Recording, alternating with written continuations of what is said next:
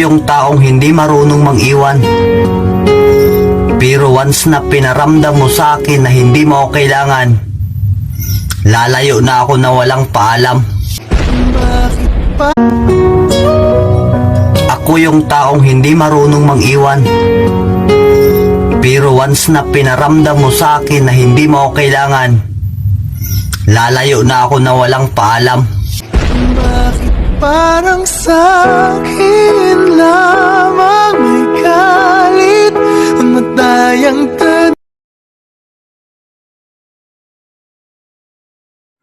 Pakiusap lang, kung papasok kayo sa buhay ko, pwedeng pakiseryoso naman. Ha? Madali ako mauto eh. Please lang. Hindi ako pinalaki ng nanay ko para gawing laruan ha. Please.